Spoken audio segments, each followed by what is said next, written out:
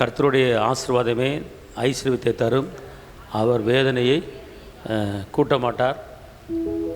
கர்த்தர் ஐஸ்வர்யத்தை சம்பாதிக்கிறதுக்கு உண்டான பலனை கர்த்தர் கொடுக்கிறார். இன்றைக்கி எத்தனையோ கோடீஸ்வரர்கள், எத்தனையோ லட்சாதிபதிகள், எத்தனையோ செல்வந்தர்கள் இந்த உலகத்தில் இருக்கலாம், இருப்பதை நீங்கள் பார்ப்பீர்கள், கேள்விப்பட்டிருப்பீர்கள். ஆனால் இது எல்லாமே யார் மூலமாக வந்தது? எப்படி இப்படிப்பட்ட வருமானத்தை சம்பாதிக்கிறதுக்கு யார் இப்படிப்பட்ட அந்த கிருபையை கொடுக்கிறார்? இன்றைக்கி நெசவு தொழிலாளி இருக்கலாம், சித்தாளு வேலை பார்க்குறவங்க இருக்கலாம், கொத்தனார் இருக்கலாம், சமயக்காரங்க இருக்கலாம். இவங்க எல்லாருமே ஞானமாக என்ன செய்கிறாங்க? பிழைக்கிறாங்க. ஞானமாக என்ன செய்கிறாங்க? சம்பாதிக்கிறாங்க. அப்போ இது எல்லாமே யார் இந்த ஆற்றல், திறமையை, இந்த அறிவை, இந்த ஞானத்தை யார் கொடுக்குறார் அப்படின்னு கேட்டால் கர்த்தர் தான் கொடுக்குறார். இப்போ சாதாரணமாக ஒரு சமையல் வேலைக்கு ஒருத்தர் போகிறாருன்னா அவர் சமையல் வேலை மட்டும் பார்த்துட்டு சம்பளத்தை வாங்கிட்டு வர்றதில்ல. அவர் நல்ல ஒரு ஞானவானம் இருந்தார்னா அந்த தொழிலை கற்றுக்கிட்டு அடுத்து தனிப்பட்ட முறையில் அவர் தானாக சமைக்கிறதுக்கு ஒரு டீமை உருவாக்கி வாழ்க்கையில் முன்னேறுவார். ஒரு கொத்தனார் இருக்கிறாருன்னா அவர் சித்தாலா போவார், அடுத்து கொத்தனாராக இருப்பார், அடுத்து அவராக சொந்தமாக வீடு கட்டுறதுக்கு உண்டான அந்த திறமையை கர்த்தர் கொடுக்குறார். இன்றைக்கி எல்லாருமே கர்த்தர் சம்பாதிக்கிறதுக்கு உண்டான பலனை கர்த்தர் கொடுத்துருக்கிறார். ஆனால் இன்றைக்கி அநேகர் வாழ்க்கையில் முன்னேற முடியாமல் இருந்த இடத்துல இருந்துக்கிட்டு அதே சம்பளம், அதே வருமானம், அதே சூழ்நிலை அப்படி இருக்கக்கூடாது. நம்முடைய வாழ்க்கையில் பார்த்துக்கொள்ளுங்க, எல்லாவற்றிலுமே ஒரு விருத்தி உண்டாக இருக்கணும். ஒரு ஆஃபீஸில் வேலை பார்த்தாலும் சரி, இத்தனை வருஷம் வேலை பார்த்தா டக்குன்னு என்ன செய்கிறாங்க? ஒரு ப்ரமோஷன். இப்போ போலீஸ்காரங்க இருக்காங்கன்னா போலீஸ்காரங்க வேலை பார்த்துட்டே இருப்பாங்க.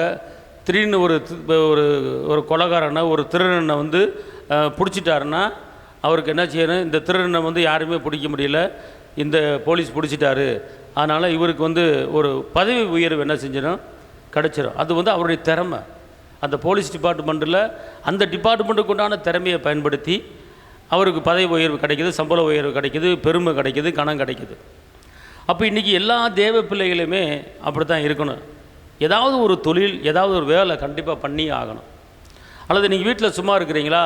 ஒரு 5 ஆடை வாங்குங்க. 5 ஆடை வாங்கி என்ன செய்யுங்க? அதை பராமரிங்க, விருத்தி அடையும். நான் யாக்கப்லாம் ஆடை வச்சு தான் முன்னேறினார். தாவீது ஆடு மேய்ப்பராக இருந்தார். அப்போ ஆடு மேய்க்கிறது ஒரு சாதாரண ஒரு வேலை இல்லை. இன்றைக்கி ஆடு ரேட்டு கூட. அதனால் அப்படி ஒரு வருமானத்தை கூட்டணும். பெண்கள் வீட்டில் சும்மா இருந்துக்கிட்டே என்ன செய்யக்கூடாது? சாப்பிட்டு தூங்கக்கூடாது. அதுக்கு ஏதாவது ஒரு திறமை, ஏதாவது ஒரு காரியத்தை செய்யணும். கர்த்தர் அதுக்குண்டான கிருபையை, அதுக்குண்டான ஞானத்தை என்ன செய்வார்? கொடுப்பார். பார்த்துக்கொள்ளுங்க. புரியுதுங்களா? அப்போ இன்றைக்கி நீங்கள் எல்லோரும் வாழ்க்கையில் முன்னேறணும் அப்படின்னு கேட்டால் கர்த்தர் அதுக்கு ஞானத்தை கொடுத்துருக்கிறாரு. வாசிங்க யாத்திராகமம் 35:35. வேலையையும் சிற்ப வேலையையும் நீல நூலாலும் இரத்தாம்பர நூலாலும் சிவப்பு நூலாலும் மெல்லிய பஞ்சு நூலாலும் செய்யப்படும் விசித்திர தையல் வேலையையும் சகல விசித்திர நெசவு வேலைகளையும் வினோதமான வேலைகளை யூகிக்கிறவர்களும் செய்கிறவர்களும் நிறைவேற்றும் சகலவித வேலைகளையும் செய்யும்படிக்கு அவர்களுடைய இருதயத்தை ஞானத்தினால் நிரப்பினார். அவர்களுடைய இருதயத்தை என்ன செய்றாரு? ஞானத்தினால் நிரப்பினார். இன்னைக்கு பெண்கள் நீங்கள் நீதிமொழிகள் புத்தனை படித்து பார்த்தீங்கன்னா உங்களுக்கு தெரியும். சோம்பேறியாகவே பெண்கள் என்ன செய்ய இருக்க மாட்டாங்க. இங்கே என்ன செய்யப்பட்டிருக்கு?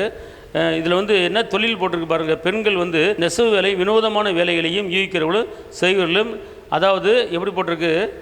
விசித்திர தையல் வேலையை எப்படி போட்டிருக்கு? தையல் வேலை. பழைய ஏற்பாடு யாத்திராகமத்தில் தையல் வேலை வந்திருக்கு. துணி தைக்கிறது வந்திருக்கா? தையல் வேலை. அப்போ நீ சம்பாதிக்கணும். ஒரு துணியை தைச்சி என்ன செய்யணும்? நீ சம்பாதிக்கணும்.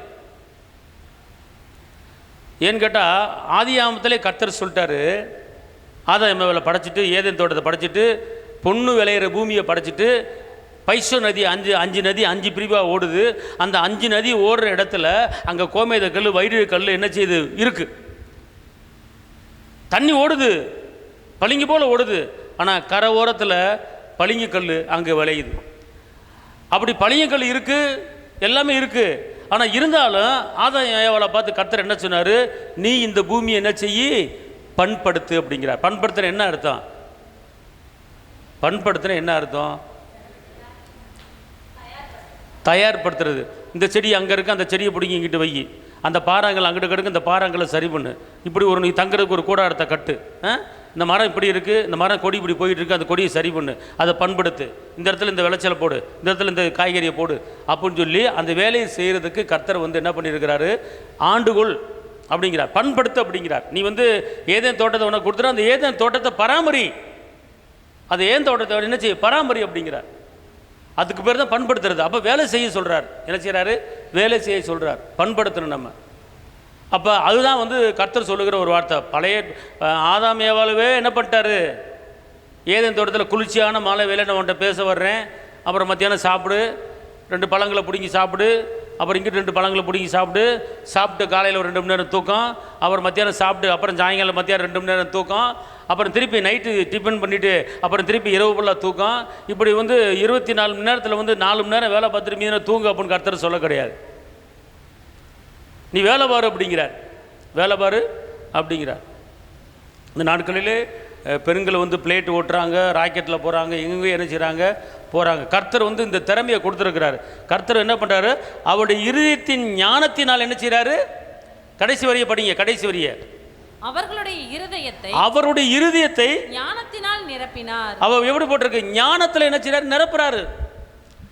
இது பெண்களுக்கு மாத்திரமல்ல, ஆண்களுக்கு எல்லாத்துக்கும் ஒட்டுமொத்தமாக சொல்றாரு. கர்த்தர் வந்து வேதம் சொல்லுகிறது, சம்பாதிக்கிறதுக்கு உண்டான பலனை உனக்கு கொடுக்குறேன் அப்படிங்கிறார். ஆனால் இங்கே என்ன போட்டிருக்கு? இங்கே இருங்க, என்னென்ன வேலை வருது பாருங்க. சமையல் வேலை மட்டும் வரல, என்ன வேலை வருது பாருங்க? சித்திர வேலை, சிற்ப வேலை, இளநீல நூலாலும், இளநீல நூலும், இது நெசவு வாசிங்க, இரத்தாம்பர நூலாலும், சிவப்பு நூலாலும், மெல்லிய பஞ்சு நூலாலும் செய்யப்படும் விசித்திர தையல் வேலையையும், தையல் வேலை, சகல விசித்திர நெசவு வேலைகளையும், வினோதமான வேலைகளை யூகிக்கிறவர்களும் செய்கிறவர்களும் நிறைவேற்றும் சகலவித வேலைகளையும் செய்யும்படிக்கு அவர்களுடைய இருதயத்தை ஞானத்தினால் நிரப்பினார். பார்த்தீங்களா? இவ்வளவு வேலைகளை செய்கிறதுக்கு கர்த்தர் வந்து என்ன செய்றார்? ஞானத்தினால் நிரப்புறார். அப்போ அந்த வேலையில் டெவலப்மெண்ட் ஆகணும். அந்த வேலையில் இப்போ இங்கே ஒருத்தர் சமையல்காரர் உட்காந்துருக்கிறாரு, இவர் இங்கே லோக்கலில் தான் சமையல் பண்ணிக்கிட்டு இருந்தார். கடைசியில் பார்த்தா இலங்கைக்கு வெளிநாட்டுக்கு சமையல் பண்ண கூப்பிட்றாங்க. அப்படின்னா இவர் சமைக்கிறதுக்கு நல்லா இல்லைன்னா வெளிநாட்டுக்கு கூப்பிடுவாங்களா? சரி, இவர் நல்லா சமைக்கிறார், நல்லா இருக்குது அப்படின்னு சொல்லி வெளிநாட்டுக்கு பிளேட்டில் போய் கூட்டி போய் சமையலுக்கு வேலைக்கு கூப்பிட்றாங்க. அப்போ அந்த திறமை என்ன செய்யுது? இருக்குது, பார்த்துக்கொள்ளுங்க. அப்போ நீங்கள் இருக்கிறீங்களா?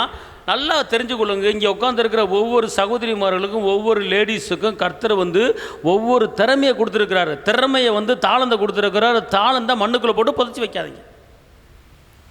ஒரு தையல் வேலை பார்த்தீங்கன்னா, அந்த தையல் வேலையில் அந்த சட்டையை போட்டு அந்த சட்டைக்கு பின்னால் ஏதோ டிசைன் வடித்து ஒரு கல்லை வச்சா முத்தை வச்சு அதை டிசைன் போட்டு என்னென்னமோ கடலில் குதிரையெல்லாம் வச்சு என்னமோ பண்ணுறாங்க. அல்லேலூயா. முந்தைய காலத்தில் சகோதரி மகள் சட்டை போட்டாங்கன்னா சட்டை வெறும் சட்டையாக தான் இருக்கும். ஆனால் இப்போ கல்யாணத்துக்கு போகிறவங்க பார்த்தா இங்கே கையில் ஒரு பக்கம் டிசைன் இருக்குது, இந்த பக்கம் டிசைன் இருக்குது, முதுகு பக்கம் ஒரு டிசைன் மாதிரி இருக்குது, நடுவில் ஒரு கல் வச்சது வருது, அப்புறம் இந்த பக்கம் கல் வச்சது வருது, இந்த பக்கம் கல் வச்சது வருது, அப்புறம் இந்த பாட்டில் ஒரு என்னென்னமோ வருது. அதில் வந்து நிறைய வேலைப்பாடு இருக்குது. அதை பார்க்க அழகாக இருக்குது. இது எவ்வளோன்னு கேட்டால் அது வந்து 2000 3000 சொல்கிறாங்க. அப்போ இந்த பெண்கள் என்ன பண்ணுறாங்க? அதுக்குன்னா டிசைன் என்ன செய்கிறாங்க? வடிக்கிறாங்க. டிசைன் வடிக்கிறதுக்குன்னா அதுக்கு ஒரு படிப்பு இருக்குது. தையல் வேலைக்குன்னு படிப்பு இருக்குது. இருக்கா இல்லையா? இருக்கா இல்லையா? இந்த பிள்ளை தையல் வேலைக்கு படிச்சுவிட்டு டிசைன் வடிக்கிறதுக்கு படிப்பு, அந்த படிப்பு முடிச்சிட்டில்ல? அப்போ அந்த வேலையை என்ன செய்யணும்? பண்ணணும். அந்த சட்டையை போட்டு எப்படி இருக்குது அப்படின்னு டிசைனாக பண்ணுறதுக்கு அந்த சட்டையை பார்த்து இது நல்லா இருக்குது அப்படின்னு சொல்லி வாங்குறதுக்கு நீ வந்து ஒரு பெரிய ஒரு தொழில் அதிபராக மாறுறதுக்குண்டான சூழ்நிலையெல்லாம் கர்த்தரை வந்து அதுக்குண்டான கிருபை, அதுக்குண்டான ஞானத்தை கொடுத்துருக்கிறாரு. அதுக்குண்டான வேலையில் ஈடுபடணும். இதை எப்படி செஞ்சு எப்படி வரும், இதை எப்படி செஞ்சு எப்படி வரும். டிசைன் வடிவமைக்க அது திறமையை கர்த்தர் உனக்கு கொடுத்துருக்கிறார். அதுக்குண்டான ஞானத்தை கொடுத்துருக்கிறார். சம்பாதிக்கிறதுக்குண்டான பலனை கர்த்தர் கொடுத்துருக்கிறார். புரியுதுங்களா? அதுக்கு தான் ஞானம். அதான் மனிதனுடைய திறமைகள் இப்படி ஒவ்வொருவருக்கும் கர்த்தரை வந்து திறமையை கொடுத்துருக்கிறாரு. அந்த திறமையை பயன்படுத்தி தான் நீங்கள் வாழ்க்கையில் என்ன செய்யணும்? முன்னேறன்னு பார்த்துக்கொள்ளுங்க. இதில் தொழில் பாருங்கள், நெசவு தொழில் போட்டிருக்கு, தையல் தொழில் போட்டிருக்கு, சிற்ப வேலை போட்டிருக்கு, எல்லா வேலையும் போட்டிருக்கு. அப்போ எல்லா வேலையும் நீங்கள் என்ன செய்யுங்க? சேர்த்துக்கணும். அதை வாழ்க்கையில் நீங்கள் என்ன செய்யணும்? முன்னேறன்னு பார்த்துக்கொள்ளுங்க. இப்போ டைப் படிக்கிறவங்க, கம்ப்யூட்டரில் இருக்கிறவங்க, ஐடி கம்பெனியில் வேலை பார்க்குறவங்க, கட்டடம் கட்டுறவங்க, கட்டடம் கட்டுறதுக்கு என்ன இன்ஜினியர், அது என்ன engineer? Civil engineer. Civil engineer படிச்சுப்படி எனக்கு வீட்டில் படுத்து தூங்கக்கூடாது. சிவில் இன்ஜினியர் அதுக்கு என்ன வேலை செய்யணும், அப்படி செய்யணும், அப்படி செய்யணும், இப்படி செய்யணும், ஒரு வடிவம் அமைக்கணும், ரூம்பை போடணும். அல்லேலூயா சொல்லுங்கள், அல்லேலூயா. அப்படிப்பட்ட ஒரு காரியத்தை என்ன செய்யணும் பார்த்துக்கொள்ளுங்க. பெண்கள் சாதாரணமாக இப்போ இருக்கக்கூடாது, ஏதோ ஒன்று செய்யணும் பார்த்துக்கொள்ளுங்க. டக்குன்னு டிசைனை போடணும், பால் சீலிங்கை போட்டு இந்த ஒரு பிள்ளை ஒரு தங்கச்சி ஒன்று இருக்கிற வேக்கான்னு சொல்லி டக்குன்னு பால் சீலிங் போட்டு டிசைனர் போட்டு அதை வேலையை பண்ணிக்கிட்டு தெரியுது. அது பாட்டுக்கு இவங்கிட்ட ஒரு பக்கம் சம்பாதிக்கணும், வாழ்க்கையில் முன்னேறணும் பார்த்துக்கொள்ளுங்க. கர்த்தர் அதுக்குண்டான ஞானத்தை, அதுக்குண்டான தாளத்தை, அதுக்குண்டான கிருபியை, அதுக்குண்டான பலனை கர்த்தர் நமக்கு கொடுத்துருக்கிறாரு. அந்த தாளத்தை நீங்கள் என்ன செய்யணும்? பயன்படுத்த வேண்டும். ஆமென் சொல்லுங்க. அல்லேலூயா, அல்லேலூயா. இல்லை ஒன்றுமே செய்ய முடியலையா, படிக்கலையா, அந்தஸ்து இல்லையா, தகுதி இல்லையா, ஒன்றுமே செய்ய முடியலையா, ஒரு பெண்ணாடு ஒரு ஆணாடை விலைக்கு வாங்கு. ஒரு பெண்ணாடு ஒரு ஆணாடை விலைக்கு வாங்கிட்டு அங்கே இருக்கிற ரோட்டில் திடீர் கிடக்கிறது வேப்பம்பரை அந்த இலையெல்லாம் வாங்கிப்படி அப்படி உச்சப்படி அப்படி ஜாலியாக டைம் பாஸாக பண்ணிய டைம் பாஸ் அப்படியே இந்த அப்படின்னு சொல்லு. அது கொஞ்சம் இறைய போடு, தண்ணியை போடு. அது பாரு நாளில் வளர்ந்துக்கிட்டு இருக்கு. குட்டியை போடு, 2 குட்டி, 4 குட்டி, 8 குட்டி, 10 குட்டி, கடைசியில் 50 குட்டி, கடைசியில் 100 குட்டி, கடைசியில் வந்து 1000 குட்டி. நீ தான் 1000 ஆடு வளர்த்த நீ தான் ஊர்லேயே பெரிய ஆள். அல்லேலூயா, அல்லேலூயா. சின்னவன் 1000, சிறியவன் பலத்தாஜி. ஏதாவது ஒன்று பண்ணணும், சம்பாதிக்கணும், வேலை பாருன்ட்டாரு கர்த்தர். திறமையில் ஏதாவது ஒன்று பண்ணணும். பண்ணும்போது தான் நம்ம வாழ்க்கையில் என்ன செய்யும்? அந்த கர்த்தர் அந்த திறமையை கொடுத்துருக்கிறார். இதுக்கு இப்போ நிறைய பேர் சம்பாரித்த வாழ்க்கையில் முன்னேறாங்க. அவன் திறமை நல்லா சம்பாதிக்கிறான் அப்படின்னு சொல்கிறீங்க. அது அவன் திறமை இல்லை. இங்கே வசனம் என்ன சொல்லுது? கடைசி வரை என்ன சொல்லுது? அவன் இருதயத்தை கர்த்தர் என்ன பண்ணார்? ஞானத்தின கர்த்தர் தான் ஞானத்தை கொடுத்துருக்கிறாரு. அது உலகத்தானாக இருக்கலாம், யாராக இருக்கலாம். வாழ்க்கையில் முன்னேறினா அந்த முன்னேற்றத்துக்கு உண்டான அந்த சம்பாதிக்கு உண்டான அந்த ஞானம், அந்த அறிவு கர்த்தர் தான் கொடுத்துருக்கிறார். என் திறமைன்னு யாரும் சொல்ல முடியாது.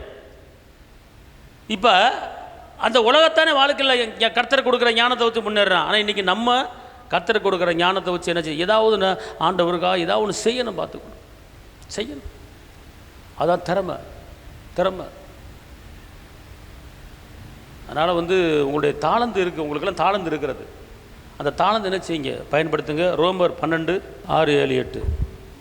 நமக்கு அருளப்பட்ட கிருபையின்படியே நாம் வெவ்வேறான வரங்கள் உள்ளவர்களானபடியினாலே நம்மில் தீர்க்க தரிசனம் சொல்லுகிற வரத்தை உடையவன் விசுவாச பிரமாணத்தை கேட்டதாக சொல்ல கடவன். ஊழியம் செய்கிறவன் ஊழியத்திலும், போதிக்கிறவன் போதிக்கிறதிலும், புத்தி சொல்கிறவன் புத்தி சொல்கிறதிலும் தரித்திருக்க கடவன். பகிர்ந்து கொடுக்கிறவன் வஞ்சனை இல்லாமல் கொடுக்க கடவன். முதலாளியானவன் ஜாக்கிரதையா இருக்க கடவன். இரக்கம் செய்கிறவன் உற்சாகத்துடனே செய்ய கடவன். இப்போ இந்த வசனத்தை நல்லா கவனிங்க. ரோமர் 12, 6, 7, 8 எப்படி போட்டிருக்கு கேட்டிங்கன்னா, இந்த வசனத்தில் இங்கே இருங்க, நமக்கு அருளப்பட்ட கிருபையின்படியே நாம் வெவ்வேறான வரங்களுக்குள்ளே வரலானபடியால் நம் இங்கே இருங்க ஒவ்வொரு மனுஷன் இருக்கானா ஒவ்வொருத்தருக்கும் ஒவ்வொரு தாளந்து கொடுத்துருக்கிறார் கர்த்தர். ஒரே தாளந்து இல்லை, ஒருத்தருக்கு ஒரு திறமை இருக்கும்.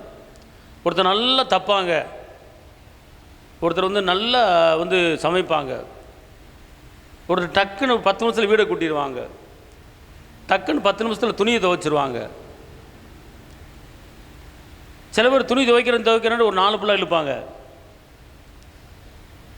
துணி துவைக்கிறதுல ஒரு திறமை, துணி துவைக்கிறதுல ஒரு திறமை வேணும். அவருக்கு வரம், துணி துவைக்கிறதுல திறமை ஒரு வரம், சமைக்கிறதுல ஒரு வரம். அல்லேலூயா சொல்லுங்க. எங்கள் வீட்டில் ரசம் நல்லா வைப்பாங்க, நல்லா ரசத்திறமை வைக்கிற வரம் இருக்குது. சில வீட்டில் வந்தால் ஒன்றுமே விளங்காது, எது வச்சாலும் விளங்காது. ஏதாவது ஒரு கூட்டு வைக்கிறதுல ஒரு ஸ்பெஷலாக இருக்குதா? நம்ம பிள்ளையே இருக்கணும். அல்லேலூயா. ஒரு சாம்பாரில் ஸ்பெஷலிஸ்டாக இருக்கணும், அல்லது உருளை குழம்புல ஸ்பெஷலிஸ்டாக இருக்கணும். ஏதாவது சமைக்கிறதுல ஒரு ஸ்பெஷலிஸ்டாக இருக்கணும். ஒரு பிரியாணி சமைக்கிறதுல ஏதோ வந்தேன் போனேன் இருந்தேன், இந்த பிள்ளை சமைச்சா நல்லா சமைக்கும் அப்படின்னு ஒரு பேர் எடுக்கணும், திறமை. அல்லேலூயா. சில பேர் உப்பு அதிகமாக போட்டுருவாங்க, தெரியாதானே உப்பு அதிகமாக போட்டேன் பண்ணுவாங்க. நான் செல்லை பார்த்துக்கிட்டே இருந்தேன்னா அப்படியே சீனி நினச்சி உப்பை போட்டுவிட்டே பண்ணுவாங்க. திறமை என்ன செய்யணும்? எல்லாத்துலையும் என்ன செய்யணும்? இருக்குன்னு பார்த்துக்கொள்ளுங்க. அதே போல தான் கர்த்தர் ஒவ்வொருவருக்கும் ஒரு திறமையை கொடுத்துருக்காரு. பார்த்து ஒவ்வொரு திறமை கொடுத்துருக்காரு. அந்த திறமையில் நீங்கள் என்ன செய்யணும்? பிழைக்கணும், பார்த்துக்கொள்ளுங்க. புரியுதுங்களா? அதனால் ஒரு பிள்ளை அப்படித்தான். அந்த சில விளையாட்டு ஜாமான்லாம் இருக்குது, அப்புறம் வந்து கரூரில் வந்து ஒரு பிள்ளை படித்த பிள்ளை, டிகிரி படித்த பிள்ளை, கரூரில் வந்து போர்வை தயாரிக்கிற கம்பெனி நிறையா இருக்குது. போர்வை, பெட்ஷீட்டு பிடிச்சிருக்கீங்களா? இப்போ நான் சொல்கிற கிட்ட யாராவது வீட்டில் படுத்து தூங்க மாட்டேங்க, ஏதாவது ஒன்று செய்யணும்னு ஒரு ஆர்வம் உங்களுக்கு வந்துடும். சரியா? ஊழியத்துக்கு அழைப்பு இருந்தால் ஊழியத்தில் ஒரு ஆர்வம் இருக்கணும். அல்லையா? அதில் வந்து கரெக்டாக நான் இருக்கிறேன், சொல்ல முடியும். ஏசப்பா உங்கள் நாமத்தில் சொல்கிறேன். புரியுதா உங்களுக்கு? கரூரில் வந்து ஒரு போர்வை தயாரிக்கிற ஒரு ஃபேக்ட்ரி இருக்கிறது. அங்கே கான்டாக்ட் பண்ணி எனக்கு இத்தனை போர்வை வேணும்னு சொல்லி பல டிசைனில் வந்து போர்வை வந்து வாங்குச்சு ஒரு பிள்ளை. நடந்த காரியம், எனக்கு தெரிஞ்ச பிள்ளை தான், தெரிஞ்ச குடும்பம் தான். போர்வை வாங்கி என்ன பண்ணுச்சு, ஒரு 8 போர்வை வாங்கி டிசைனாக போட்டுட்டு அது நெட்டில் என்ன பண்ணுச்சு, நெட்டில் தான் உலகம் பூரா போயிருமே, இந்த போர்வை என்ன ரேட்டு, இந்த போர்வை என்ன ரேட்டு, இந்த போர்வை என்ன ரேட்டு, இதை நீங்கள் படுக்கும்போது உங்களுக்கு குளிர் அடிக்காது, அப்படி ஒரு போர்வை. இதை நீங்கள் படுக்கும்போது உங்களுக்கு ஸ்மெல் ஒரு வாடை வரும். இந்த போர்வையை போட்டு பொத்தி படுத்திங்கன்னா இந்த போர்வை பொத்தி படுக்கும்போது உங்களுக்கு ஒரு வாடை வரும், கெட்ட வாடையே வராது அப்படின்னு சொல்லி அது ஒரு போர்வை பற்றின போர்வை வாடை வரும். அதில் ஒரு சென்ட்டை தெளித்து என்னமோ செய்வாங்க போல தெரியுது அப்படின்னு சொல்லி போட்டு ஒரு விளம்பரம் பண்ணி இந்த ரேட்டு அப்படின்னு சொல்லி நெட்டில் போட்டு விட்டுருச்சு. பார்த்தா டெல்லியிலேருந்து ஒரு 10 போர்வை ஆர்டரு, பாம்பேலேருந்து 10 போர்வை ஆர்டரு, இப்படி ஒவ்வொரு நாட்டிலேருந்து என்னப்பா 10 போர்வை ஆர்டரு. கிட்டத்தட்ட ஒரு 6000 போர்வை ஆர்டர் வந்துருச்சு. எத்தனை போர்வை? இந்த பிள்ளை ஒரு போர்வைக்கு எல்லா செலவு போக 200 ரூபா லாபம் வச்சு, எல்லா செலவு, போக்குவரத்து செலவு, வர்ற செலவு, பேக் பண்ணுற செலவு, கொரியர் செலவு, எல்லா செலவு போக ஒரு போர்வைக்கு 200 ரூபா வச்சு அடிச்சு தள்ளிடுச்சு. பார்த்துக்கலாம். இன்றைக்கி அந்த பிள்ளை என்ன செய்யணும், ஒரு கார் வாங்கிருச்சு. பொம்பளை பிள்ளை, கல்யாணம் ஆகாத பிள்ளை. புரியுதா? படித்த திறமை நெட்டை வந்து செல்லை வந்து யூஸ் பண்ணுறது, கண்ட கத்திரிக்காய் செல்லை பார்க்குறது. செல்லில் வந்து கெட்டது நிறையா இருக்குது, நல்லது இருக்குது, வியாபாரம் இருக்குது, செல்லில் திறமை இருக்குது, எல்லாமே திறமையை வச்சு சம்பாதிக்கிறாங்க. அப்போ அதை போட்டு என்ன பண்ணுறாங்க, அப்படி ஒரு பிள்ளை என்ன செய்ய சம்பாதிக்க திறமை. அப்படி ஒரு போர்வை வாங்கி 8 போர்வை தான் வாங்குச்சு. அப்புறம் ஆர்டர் எடுத்து டக்கு டக்குன்னு அனுப்பி அந்த வேலையை பார்த்துக்கிட்டு கார் வாங்கிருச்சு. இன்றைக்கி திறமை அது கர்த்தர் கொடுக்குற அந்த ஞானம், கர்த்தர் கொடுக்குற அந்த கிருபை பார்த்துக்கொள்ளும். இப்போ ஒன்றும் இல்லை, நீங்கள் வீட்டில் சும்மா இருக்கிறீங்க, ஒரு தக்காளி சோறை கிண்டுங்க, ஒரு பொங்கலை கிண்டுங்க, ஒரு தயிர் சாதத்தை கிண்டுங்க. அந்த நெட்டில் ஒரு சின்ன ஒரு பேர் போட்டு கேட்ரிங், இந்த கேட்ரிங், இந்த மாதிரி கேட்ரிங் பேரை போட்டு இந்த மாதிரி அப்படின்னு சொல்லி இப்போ நெட்டில் தான் சாப்பாடெலாம் பண்ணுறாங்களே, அப்படி பண்ணி விட்டு ஒரு அட்ரஸ், உங்கள் வீட்டு அட்ரஸை போட்டு விட்டிங்கன்னா டக்குன்னு நினச்சி ஆர்டர் வரும். பார்த்துக்கொள்ளுங்க. ஆர்டர் வந்து டக்கு டக்குன்னு ஒரு பேக் பண்ணி என்ன செஞ்சுருவீங்க, அவன் வந்து வீட்டிலே வந்து என்ன செஞ்சுருவேன், நீ வீட்டில் சமைச்சு வீட்டிலே வந்து என்ன செஞ்சுருவேன் சொல்லுங்கள். வீட்டுக்கு வருவானா வரமாட்டானா வாங்குறதுக்கு? ஒரு சின்ன ஒரு பேர் போடுறதுக்கு உங்களுக்கு முடியாதா? ஒரு ஒரு ஒரு காப்படி தக்காளி சாதம், ஒரு காப்படி தயிர் சாதம், காப்படி வெஜிடபிள் பிரியாணி போட்டு வச்சுட்டு காலையில் இந்த மாதிரி இன்றைக்கி ஸ்பெஷல் அப்படின்னு சொல்லி போடு, விளம்பரத்தை போடு. இதில் ஒரு 10, இதில் ஒரு 10, இதில் ஒரு 10 ஓடின்னு பார்த்தா கடைசியில் பார்த்தா உனக்கு 1500 டெய்லி நிற்கும். படித்தவர்கள் இப்படி செய்யலாம், இப்படிலாம் செய்கிறாங்க நிறைய பேர். பார்த்துக்கொள்ளுங்க. அதுக்கு எனக்கு கேட்ரிங், அதுக்கு ஒரு பேரை வச்சுக்கிட்டு வீட்டுக்குள்ளே உட்காந்துட்டு அழகா இவ்வளோ பெரிய குத்துச்சட்டி தான், அவ்வளோதான், ஒரு 10 குத்துச்சட்டி வாங்கி வச்சுட்டு அழகாக என்ன செய்யலாம், பண்ணலாம். பண்ணுறவங்க இருக்கிறாங்க. கர்த்தர் அதுக்கு உண்டான கிருபை, அதுக்கு உண்டான ஞானத்தை என்ன செய்கிறாரு, கொடுக்குறாரு. பார்த்துக்கலாம். ரோமர் 12:6 திருப்பி வாசிங்க. நமக்கு அருளப்பட்ட கிருபையின்படியே, நமக்கு அருளப்பட்ட, நல்லா தெரிஞ்சுக்கொள்ள. நீங்கள் வந்து ஒன்றுமில்லாத உதவாக்கிற, நீ படிக்கலை, நான் குப்பை அப்படின்னு நினச்சி வீட்டில் சமைச்சிக்கிட்டு சாப்பிட்டுக்கிட்டு தூங்கிக்கிட்டு சமைச்சிட்டு சாப்பிட்டு தூங்கிக்கிட்டு உட்காந்துக்கிட்டு இருக்கிறது கர்த்தர் வந்து உங்களை வைக்கல. உங்களுக்கு ஒவ்வொருத்தருக்கும் ஒரு கிருபை வச்சிருக்கிறாரு, ஒவ்வொருத்தர் ஒரு கிருபை வச்சிருக்கிறாரு. அருளப்பட்ட கிருபையின்படியே வெவ்வேறான வரங்களுக்குள்ளபடினால் நம்மில் தீர்க்க தரிசனம் சொல்லுகிற வார்த்தையுடையவன் விசுவாச பிறந்து கெட்டதாக சொல்ல கடவன். அல்லேலூயா. இப்போ வந்து ஒருத்தர் வந்து ஒரு ஊழியக்காரர் இருக்கிறார் வச்சுக்கொள்ளுங்க. தீர்க்க தரிசனம் உங்களுக்கு சொன்னால் எப்படி சொல்லணுமா, எப்படி சொல்லணுமா? விசுவாச பிரமாணத்தை கேட்டதாக சொல்ல கடவன். அவன் தான் உண்மையான ஒரு வரம் பெற்றவன். அல்லேலூயா.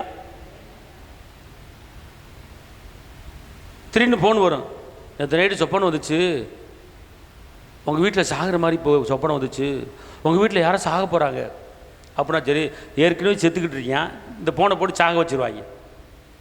இதுக்கு பேர் தீர்க்க தரிசனம் கிடையாது, இது சாக வைக்கிற தீர்க்க தரிசனம். தீர்க்க தரிசனம் சொன்னால் விசுவாசத்தை கேட்டதாக, விசுவாச பிரமாணத்தை கேட்டதாக சொல்ல கடவன். ஊழியம் செய்கிறவன் ஊழியத்திலும், போதிக்கிறவன் போதிக்கிறதிலும், புத்தி சொல்லுகிறவன் தரித்திருக்க. ஏங்க தரித்திருக்க கடவன் என்ன அர்த்தம்? மைண்டில், எண்ணத்தில், நினைவில் அந்த மண்டையாக தான் இருக்கணும். இப்போ என் மண்டை எப்படி இருக்குது சொல்லுங்கள்? என் மண்டை எப்படி இருக்குன்னு உங்களுக்கு தெரியும். நீங்கள் நைட்டு நாளைக்கு சென்னையில் ஒரு கூட்டம் நடத்த போகிறேன். இப்போ இந்த வேலை நடந்துக்கிட்டு இருக்கு. அடுத்து என்ன செய்யணும், ஏது செய்யணும், ஆண்டவர் நாமத்தை எப்படி மையப்படுத்தணும்? ஊழியம் செய்கிறவன், இங்கே இருங்க, ஊழியம் செய்கிறவன் எப்படி போட்டிருக்கு? ஊழியம் செய்கிறவன் ஊழியத்திலும், ஊழியத்திலும், போதிக்கிறவன் போதிக்கிறதிலும், போதிக்கிறவன் போதிக்கிறதிலும், புத்தி சொல்கிறவன் புத்தி சொல்கிறதிலும், புத்தி சொல்லுகிறவன் புத்தி சொல்லுகிறதிலும் தரித்திருக்க கடவன். தரித்திருக்க கடவன். இப்போ பாருங்க, இப்போ டீச்சர் இருக்கிறாங்க, பாடம் சொல்லி கொடுக்குறாங்க. நாளைக்கு இன்றைக்கி ஒரு பாடம் எடுக்கிறாங்க. பாடம் எடுத்து நாளைக்கு ஒரு பாடம் எடுப்போம். நாளைக்கு இதில் நான் கேள்வி கேட்பேன், இதை படிச்சுடுவாங்க. நாளை கழிச்சு இந்த பாடத்தை எடுப்பேன். அப்போ டீச்சர் சொல்லுவாங்களா சொல்ல மாட்டாங்களா?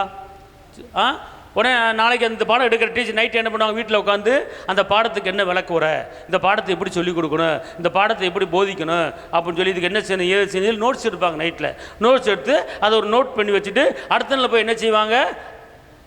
போதிப்பாங்க. அப்போ இந்த அம்மா அந்த டீச்சர் எதில் தரித்திருக்கிறாங்க? பாடம் சொல்லி கொடுக்குறதுல என்ன செஞ்சுருக்கிறாங்க? தரித்திருக்கிறாங்க. அதில் கவனம் வச்சுருக்கிறாங்க. அதில் கவனமாக இருக்கிறாங்க. இப்போ நீங்கள் இங்கே உட்காந்துருக்கிறீங்க, எதில் நீங்கள் கவனமாக இருக்கிறீங்க? எப்படி தரிச்சிருக்கிறீங்க? ஆடு வச்சுருக்கீங்களா? ஆடை எப்படி வளர்க்கணும், ஆடுக்கு என்ன ஆகாரம் கொடுக்கணும், ஆடுக்கு எதை கொடுக்கணும், எதை கொடுக்கக்கூடாது, அப்போ அதில் கவனமாக இருக்கணும். மத்தியானம் சாப்பாடு ஆக்கணுமா, எப்படி சாப்பாடு ஆக்கணும், எப்படி டேஸ்ட்டாக படைக்கணும், அப்படி அதில் கவனமாக இருக்கணும். என்ன செஞ்சுக்கிட்டு இருக்கீங்களோ அதில் தரித்திருக்க கடவன் என்று வேதம் சொல்லிக்கிறது. இப்போ நான் இருக்கிறேன், ஊழியம் பண்ணணும், போதிக்கணும், நோட்ஸ் எடுக்கணும், வசனத்தை போதிக்கணும், வசனத்தை அறிக்கிடணும், அப்படிங்கிற காரியத்தில் என்ன செய்யணும்? தரித்திருக்கணும். அல்லேலூயா சொல்லுங்க, அல்லேலூயா. இப்போ நாளைக்கு செய்தி கொடுக்கணும்னா அந்த செய்தியை நாளே என்ன செய்யணும்? ப்ரிப்பேர் பண்ணணும். தரித்திருக்க கடவன் ஊழியம் பண்ணுறவன். எனக்கு வந்தான் போனால் ஏதோ பாட்டு போனால் அப்படி வச்சான் இல்லை. ஊழியம் பண்ணுகிறவன் அவனுக்கு கொடுக்கப்பட்ட அந்த வரத்தை நல்லா கவனிங்க. தமக்கு அருளப்பட்ட கிருபியின்படியே நம் வெவ்வேறான வரங்களுக்குள்ள இருக்கிறபடியால் ஒவ்வொருத்தருக்கு என்ன வரம் இருக்கு? வெவ்வேறான வரங்கள், வெவ்வேறான என்ன செய்ய வரங்கள் இருக்கு. இப்போ எனக்கு என்ன வர இருக்கு சொல்லுங்க பார்ப்போம். இத்தனை வருஷமாக இருக்கிறீங்க, இத்தனை வருஷமாக போதிக்கிறேன். சரி, தீர்க்கதரிசனம் வர 1 பாயிண்ட். ஏன்னா அந்த அம்மாவுக்கு தீர்க்கதரிசனம் சொல்லி நிறைய நடந்திருக்கு, அதனால் அந்த அம்மா கரெக்டாக அடிக்குது. தீர்க்கதரிசனம் வரான். இன்னும் நீ என்னம்மா சொன்ன? ஆவிகளை பகுத்தறிகிற வரம். அந்த ஆவியானவர் நடத்துதல் வரம். அப்போ வெவ்வேறான ஒவ்வொருத்தருக்கும் ஒரு கிருபை இருக்குது, பார்த்துக்கொள்ளுங்க. அந்த வரம் இருக்குது, பார்த்துக்கொள்ளுங்க. அப்போ என்னாச்சுன்னு, நம்மில் தீர்க்கதரிசனம் சொல்லுகிறவன், வார்த்தையுடையவன், விசுவாச பிறந்து கெட்டவன், சொல்ல கடவன். ஊழியம் செய்கிறவன் ஊழியத்திலும், போதிக்கிறவன் போதிக்கிறதிலும், புத்தி சொல்லுகிறவன் புத்தி சொல்லுகிறவன் தரித்திருக்க கடவன். அப்படி என்ன அர்த்தம்? நீ உட்காந்துருக்கணும். நீ ஒரு ஆளுக்கு அட்வைஸ் பண்ண போறியா, புத்தி சொல்ல போறியா, அதை புத்தி சொல்றதுக்கு எப்படி புத்தி சொல்லணும், எப்படி ஆள சொல்லணும், தரித்திருக்கணும். நீ பிள்ளை வளர்க்குற, படிக்க வைக்கிற, காலேஜில் பிள்ளையை படிக்க வைக்கிறீங்க, எனக்கு ஆண்டு என்ன போயிடுறீங்க. அந்த பிள்ளையை எப்படி வளர்க்கணும், பிள்ளைக்கு எப்படி அட்வைஸ் பண்ணணும், பிள்ளைக்கு எப்படி பாடம் சொல்லி கொடுக்கணும், பிள்ளைக்கு என்ன எப்படி சொல்லிக் கொடுக்கணும்னு சொல்லி நீ முன்னக்கூடியே பிள்ளைக்கு சொல்லிக் கொடுக்குற காரியத்தை நீ யோசனை பண்ணணும். தாய், பெத்த தாயே, இந்த பிள்ளை இப்படி இருக்குது, சொல்லி பேச்சு கேட்க மாட்டேங்குது, அடங்க மாட்டேங்குது, அப்போ இந்த பிள்ளை எப்படி செய்யலாம், இந்த பிள்ளை எப்படி கீழ்ப்படி வைக்கலாம் அப்படின்னு சொல்லி நீ என்ன செய்யணும்? அதுக்கு முன்னக்கூடியே தரித்திருக்கணும். இந்த பிள்ளைக்கு எப்படி ஆலோசனை கொடுக்கணும், இந்த பிள்ளை எப்படி படிக்க வைக்கணும் அப்படின்னு சொல்லி தரித்திருக்க கடவன் அப்படி என்று சொல்லப்பட்டிருக்கிற. புத்தி சொல்லுவன் புத்தி சொல்லுவதிலும், அதில் பயின்று கொடுக்கிறவனுக்கு வஞ்சனை இல்லாமல் என்ன செய்யணும்? பயின்று கொடுக்கணும். முதலையானவன் ஜாக்கிரதையர் கடவன், இரக்கம் செய்கிறவன் உற்சாகத்தோடு செய்ய கடவன். இரக்கம் எப்படி இருக்கணுமா? உற்சாகத்தோடு இருக்கணுமா? அல்லேலூயா சொல்லுங்க. 1 பேதுரு 4:10. அவனவன் பெற்ற வரத்தின்படியே நீங்கள் தேவனுடைய பற்பல கிருபையுள்ள ஈவுகளை பகிர்ந்து கொடுக்கும் நல்ல உக்கிரானக்காரர் போல ஒருவருக்கொருவர் உதவி செய்யுங்கள். 11 வசனம் வாசிங்க. ஒருவன் போதித்தால் தேவனுடைய வாக்கியங்களின்படி போதிக்க கடவன். இங்க இருங்க, ஒருவன் போதித்தால் தேவனுடைய வாக்கின்படி என்ன செய்யணும்? போதிக்கணும். அடுத்து ஒருவன் உதவி செய்தால் தேவன் தந்தருளும் பலத்தின்படி செய்ய கடவன். எல்லாவற்றிலேயும் இயேசு கிறிஸ்து மூலமாய் தேவன் மகிமைப்படும்படியே செய்வீர்களாக.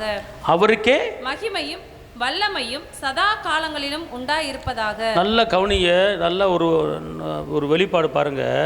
என்ன, ஒருவன் உதவி செய்தால் தேவன் தந்தரலும் பலத்தின்படியே. இங்க ஒருவன் உதவி செய்தால் தேவன் தந்தரிலன. இங்க இப்போ நீங்கள் உதவி செய்கிறீங்க. இப்போ நம்ம கட்டுமான பணி கட்டிக்கிட்டு இருக்கோம், உங்களால் முடிஞ்ச உதவி செய்யுங்க அப்படின்னா நீங்கள் 10,000 சம்பாதிக்கிறீங்க.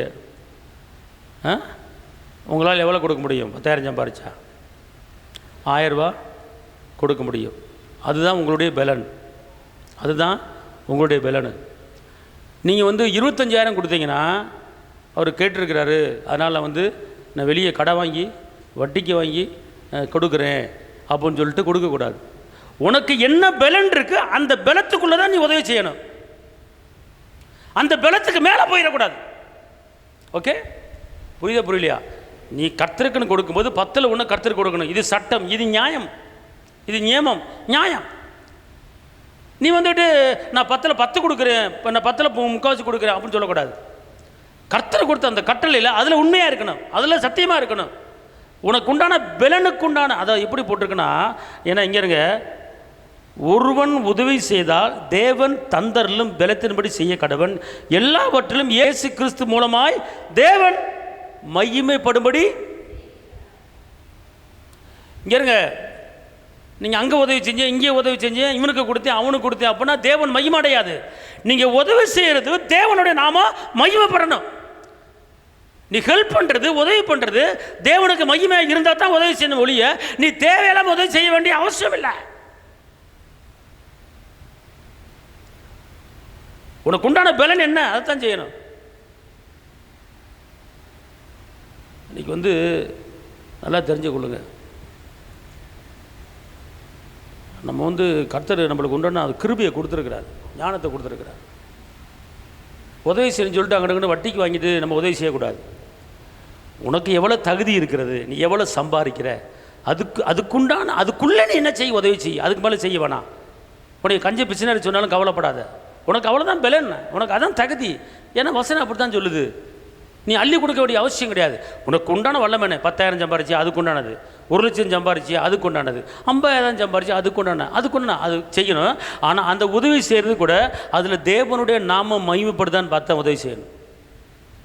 மனுஷர் பெருமைப்படும்படி உதவி செய்யக்கூடாது. நீ உதவி செய்யும்போது அதில் கர்த்தருடைய ஊழியத்தில் அதில் தேவனுக்கு ஒரு மகிமை இருக்கிறதா?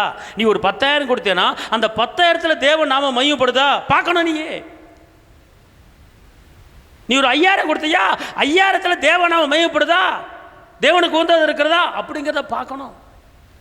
சும்மா அவனுக்கு கொடுத்தேன், இவனுக்கு கொடுத்தேன், அவனை பார்த்தேன், இவனை பார்த்தேன் இல்லை, அதில் தேவனாம மையப்பட்ட ஆகணும். தேவனாம மையப்படும். நல்ல கவனிக்குமா, வசனத்தை கவனிங்க. இயேசு கிறிஸ்து மூலமாய் தேவன் மகிமைப்படும்படியே செய்வீர்களாக செய்ய வேண்டும் அப்படின்னு போட்டிருக்கு. சரிங்களா? அவருக்கே மகிமையும் வல்லமையும் சதா காலங்களிலும் உண்டாயிருப்பதாக. நல்லா தெரிஞ்சுக்கொள்ளுங்க. அப்போ எப்படி உதவி செய்யணுமா? நீங்கள் உதவி செய்யும்போது அந்த உதவி பெறுகிறவர்கள் தேவனுக்கு மகிமை உண்டாக இருக்கணும். இப்போ நீங்கள் கட்டுமானம் பண்ணி கொடுக்குறீங்க, செலவு பண்ணுறோம், இதில் தேவன் நாம மகிமைப்படுமா மகிமைப்படாத? சொல்லுங்கள். மகிமைப்படும்ல. இதை கர்த்தர் விரும்புகிறார். நீ உதவி செய்கிறது தேவனுக்கு மகிமை இல்லாமல் செய்யும்போது ஒன்றுமே நடக்காது. அன்பார்ந்தவர்களே, எல்லாவற்றிலும் நம்ம ரொம்ப கவனமாக என்ன செய்யணும், வாழணும், பார்த்துக்கணும், சிந்தித்து செயல்படணும். கொடுக்குறதில்ல, உதவி செய்கிறதில்ல, காணிக்கை கொடுக்குறதில்ல, எல்லாவற்றிலுமே நம்ம எப்படி செய்யணும் அப்படின்னு போட்டிருக்கு. நீ காணிக்கை கொடுத்தேன்னா அந்த காணிக்கையில் தேவனா மகிமைப்படுதா? இப்போ நீங்கள் காணிக்கை கொடுத்தீங்கன்னா காணிக்கை வச்சு நான் ஜெபம் பண்ணுவேன், ஆண்டவரே ஆசீர்வாதம் உண்டாவதாக, இதுக்குன்னா ஆசீர்வாதம் 1000 மடங்கு பெருகுவதாக அப்படின்னு சொல்லுவேன் நான். அது நடக்கும், பெருக்க உண்டாகும். அதில் தேவநாமம் என்ன செய்து மகிமைப்படுது பார்த்துக்களுக்கு. இப்போ காணிக்கை வச்சு என்ன பண்ணுறோம், நாங்கள் ஆண்டுடைய ஊழியத்தை பயன்படுத்துகிறோம், டிவி மினிஸ்ட்ரி பண்ணுறோம், பத்திரிக்கை மினிஸ்ட்ரி பண்ணுறோம், டிவிக்கு மாதம் இவ்வளோ கட்டுறோம், பத்திரிக்கை இவ்வளோ செலவு பண்ணுறோம், இந்த ப்ரேயர் ஹால் கட்டுறோம், செலவு பண்ணுறோம். அப்போ இது பூரா எதுக்கு? காஸ்பல் சொல்கிறோம், டிவி மூலமாக காஸ்பல் சொல்கிறோம், நிறைய இந்துக்கள் பார்க்குறாங்க, இந்துக்கள் ரிச்சி படைகிறாங்க, அதுக்கு பணம் செலவு பண்ணுறோம். அப்போ அங்கே தேவநாமம் இருக்குது. அப்போ நீ கொடுக்குறது தேவநாமம் என்ன செய்யுது? மகிமைக்காக. இதை நீ உணரணும். ஏதோ இதை கொடுக்குறேன் காணிக்கை கொடுக்கணும் அப்படின்னு சொல்லிட்டு இல்லை. நீ கொடுக்குற காணிக்கை தேவனுக்கு மகிமை செலுத்தி கொண்டு இருக்கிறது. தேவனுக்கு மகிமை போய் கொண்டு இருக்கிறது. சோத்திரம் போய் கொண்டு இருக்கிறது. துதி போய் கொண்டு இருக்கிறது. பிரேஸ் டிவி இருக்கிறது. பிரேஸ் டிவியில் 24 மணி நேரம் துதி ஸ்தோத்திரம் போய்கிட்டே இருக்குது. தேவனாவுக்கு மகிமை செலுத்துகிறேன். அல்லேலூயா. 24 மணி நேரமாக துதி ஸ்தோத்திரம் போய்கிட்டு இருக்கு. அதுக்கு நான் செலவு பண்ணி பணத்தை செலவு பண்ணுறேன். அது நீங்கள் கொடுக்குற காணிக்கையில் பணம் கட்டுறேன்.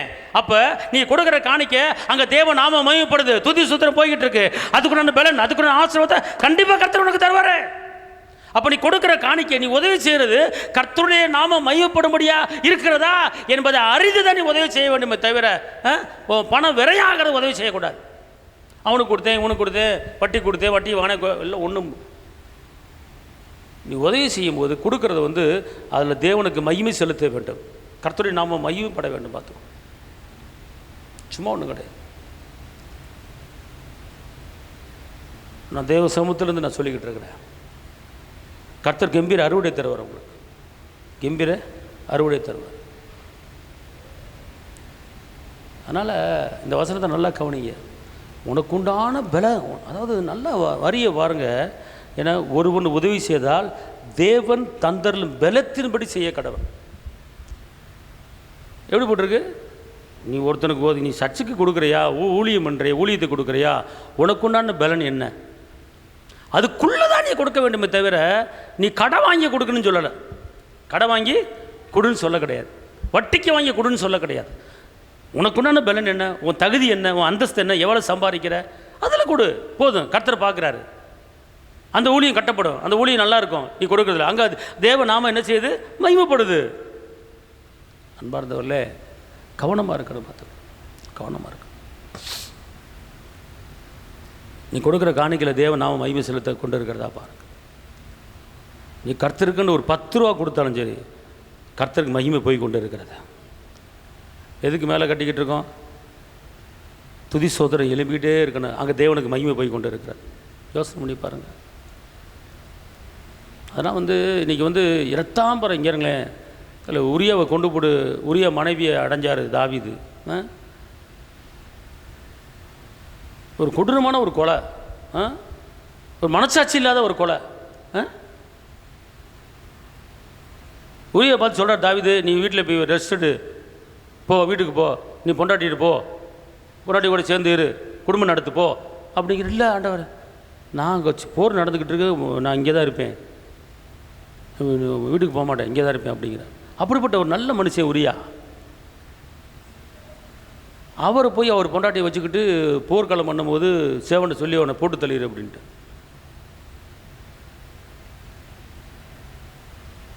அப்போ இது ஒரு பயங்கரமான ஒரு காரியம். கவனிங்க, இப்படிப்பட்ட தாவீதை கர்த்தர் தண்டிக்கணுமா, தண்டிக்க வேணாமா, கேட்கணுமா வேணாமா? இவர் ராசா எனக்கு நான் கம்முட்டு இருந்தார். கர்த்தர் அறிவு, அதாவது ஞானத்தை சொல்கிறார், புகுத்துறாரு, தவற உணர்த்துறாரு. உரியா மூலமாக என்ன செய்கிறாரு? உரியா மூலமாக என்ன செய்கிறாரு? வெளிப்படுத்துகிறார். ஒரு கதையை சொல்லி தான் தீர்க்கதரிசி அனுப்பி உரியா கதையை சொல்ல வச்சு தாவீதுக்கு அந்த பாவத்தை உணர்த்த வைக்கிறார். அதுக்கப்புறம் தான் சங்கீதம் 50 என்ன செய்கிறார், 55 எழுதுறார். எழுதி பாவத்தை உணர்ந்து மன்னிப்பு வைக்கிறார். உங்களுடைய பரிசுத்தாவி என்னிலிருந்து எடுத்துக்கொள்ளாமல் இருக்கும், அடியனை மன்னியும். அவர் சொல்கிற அந்த பாவ மன்னிப்பு பயங்கரமாக இருக்கும். சங்கீதத்தில் போட்டிருக்கு. அவர் சொல்கிற வார்த்தையை கவனித்து பார்த்தீங்கன்னா ரொம்ப பயங்கரமாக இருக்கும். உங்களுடைய பரிசுத்தாவி என்னை விட்டு எடுக்காமல் இருக்க ஆவியானவரே அப்படின்னு கெஞ்சுறாரு, கதறாரு. தேவன் மன்னிக்கிறாரு. அப்படி இருந்தும் அந்த தாவீதை ஏன் என் இருதயத்துக்கு ஏற்றவன் சொல்கிறார் தெரியுமா? அது ரீசன் என்ன தெரியுமா? தாவீதை என் இருதயத்துக்கு ஏற்றவன் சொல்கிறது காரணம் என்ன தெரியுமா? கர்த்தரை துதிக்கிறதுக்கு ஸ்தோத்தரிக்கிறதுக்கு அவரை போல் யாருமே இல்லை. இப்போ அவர் ஆலயத்தில் 4000 பேர்த்தை நியமித்து உனக்கு வேலை துதிக்கிறது ஸ்தோத்தரிக்கிறதையா. அப்போன்னு 4000 குடும்பத்தை பராமரித்து 4000 பேர்த்துக்கு சம்பளம் கொடுத்து 24 மணி நேரமும் துதி ஸ்தோத்திரம். இதை பார்த்தார் கர்த்தர், அப்படியே இலகிட்டார். அப்பா தாவீதை போல் யாருமே செய்யலப்பா, அப்படின்னு டக்குன்னு என்ன பண்ணிட்டாரு, தாவீது என் இதயத்துக்கு ஏற்றவன்ட்டார். பாவம் அடிபட்டுருச்சு. ஸ்தோத்திரத்தினால கிருபை என்ன செஞ்சிருச்சு, பெருகிருச்சு. அல்லேலூயா. அப்போ துதியில் கர்த்தர் மகிமையடைகிறார். இப்போ நல்லா கவனிங்களேன். இந்த வசனத்தை நீங்கள் வாசித்து பாருங்கள். ஊழியம் செய்கிறவன் ஊழியத்தில் தீர்க்க வாசிங்க பார்ப்போம். நமக்கு அருளப்பட்ட கிருபையின்படியே நாம் வெவ்வேறான வரங்கள் உள்ளவர்களானபடியினாலே நம்மில் தீர்க்க தரிசனம் சொல்கிற வரத்தை உடையவன் விசுவாச பிரமாணத்துக்கு ஏற்றதாக சொல்ல கடவன். ஊழியம் செய்கிறவன் ஊழியத்திலும், போதிக்கிறவன் போதிக்கிறதிலும், புத்தி சொல்கிறவன் புத்தி சொல்கிறதிலும் தரித்திருக்க கடவன். அல்லேலூயா. இப்போ தரித்திருக்க கடவன் அப்படின்னா அதில் தான் கவனமாக இருக்கணும். அதில் தான் எண்ணங்கள் சிந்தைகள் என்ன செய்யணும், இருக்கணும், பார்த்துக்கொள்ளுங்க. இப்போ நைட்டில் என்ன செய்யலை, தூக்கம் வரல, இன்றைக்கி இந்த சென்ட்ரிங் போடணுமே, என்ன செய்யணும், ஏது செய்யணுமே அப்படின்னு. அப்போ அதில் தான் மண்டை எதில் இருக்குது, எனக்கு அதில் தான் இருக்குது. அப்போ எனக்கு 24 நேரம் ஆண்டவர் நாமத்தை எப்படி மையப்படுத்தணும், எப்படி துதிக்கணும், இந்த மக்களுக்கு எப்படி இது பண்ணணும், மக்களை எப்படி கொண்டு வரணும். நேற்றுலாம் நாங்கள் ஆம்பளைகளாக சேர்ந்து ஜெபித்தோம். இங்கே இருக்கிற நம்ம சபைக்கு வருகிற தேவ பிள்ளைகளுக்கு நல்ல பாதுகாப்பு உண்டாயிருக்கணும், நல்ல ஒரு கிருபை உண்டாயிருக்கணும். ஏன்னா கடந்த வாரத்தில் நிறைய ஆக்சிடென்ட்களை கேள்விப்பட வேண்டிய நிலைமை ஆகிப்போச்சு. ஏன்னா பக்கத்துன்னு இருந்துச்சு. நம்ம நிற்பதும் நிர்மூலமாக இருப்பதும் கர்த்தருடைய கிருபை பார்த்துக்கொள்ளுங்க. அப்போ அதனால் என்ன பண்ணேன், ஆண்டவரே எங்கள் சபைக்கு வருகிற ஒவ்வொரு பிள்ளையும் மேலே உங்களுடைய பாதுகாப்பு ரத்தத்தை தெளிக்கிறேன், கிருபி ரத்தத்தை தெளிக்கிறேன். உங்கள் சமூகம் முன்னால் செல்லட்டும், படிக்கிற பிள்ளைகளுக்கு நல்ல சுகம் உண்டாகட்டும், பலன் உண்டாகட்டும், எல்லாம் ஒருமனப்பட்டு ஜெயிப்போம் சொல்லி நேற்று நாங்கள் எல்லாம் ஆம்பளைகளாக சேர்ந்து என்ன செஞ்சோம், ஜெபித்தோம். அப்படி ஜெபிக்கும் போது கர்த்தர் ஜெபத்தை கட்டி நம்முடைய குடும்பங்களுக்கு பாதுகாப்பு கொடுக்குறார். நான் நைட்டு படுக்கும்போது எல்லாத்தையும் ரத்த கோட்டை, சபைக்கு வருகிற ஒவ்வொரு குடும்பத்தையும் ரத்த கோட்டைகளை மறைத்து கொள்ளுங்க ஆண்டவரே, உங்களுடைய பாதுகாப்பு கூட இருக்கட்டும், வெளியே போகிறாங்க வர்றாங்க அப்படிங்கிற அந்த அந்த பிள்ளைகளுக்கு பாதுகாப்பு கொடுக்கணும். எனக்கு நான் கம்முன்னு இருக்கிறதுக்கு ஆண்டவர் என்ன வைக்கலை. யாருக்கு என்ன வந்துடக்கூடாது, தலைவலி வந்துடக்கூடாது, காய்ச்சல் வந்துடக்கூடாது, முடியாமல் போயிடக்கூடாது. ஆண்டவரே உங்கள் சுகத்தின் வல்லமை, பலத்தின் வல்லமை பிள்ளைகளுக்கு இருக்கணும் ஆண்டவரே. நல்ல வேலையை கொடுங்க ஆண்டவரே, பிள்ளைகளுக்கு வேலை கிடைக்கணும் ஆண்டவரே. பிள்ளை எந்த சூழ்நிலையும் சிக்கலில் மாட்டிடக்கூடாது ஆண்டவரே. உங்களுடைய வழிநடத்தில் இருக்கணும் ஆண்டவரே. உங்களுடைய சமூகம் முன்னால் செல்லணும் ஆண்டவரே. உங்கள் கிருபை முன்னாடி போட்ட ஆண்டவரே, பிள்ளைகளை பாதுகாத்து கொள்ளுங்க அப்படின்னு சொல்லி நம்ம சபைக்கு வருகிற ஒவ்வொரு குடும்பத்துக்கும் என்ன செய்வேன், ஜெபம் பண்ணிக்கிட்டு இருப்பேன். மனதுக்குள்ளே யாருக்கும் தெரியாது. போகும்போதும் வரும்போதும் தேவ கிருபை, தேவ பாதுகாப்பு. திடீர்னு ஒருத்தவங்க போன போட்டு இப்படி இருக்குது அப்படின்னு சொன்னால் அந்த நினைப்பு ஃபுல்லாக அன்றைக்கி ஃபுல்லாக இருக்கணும்.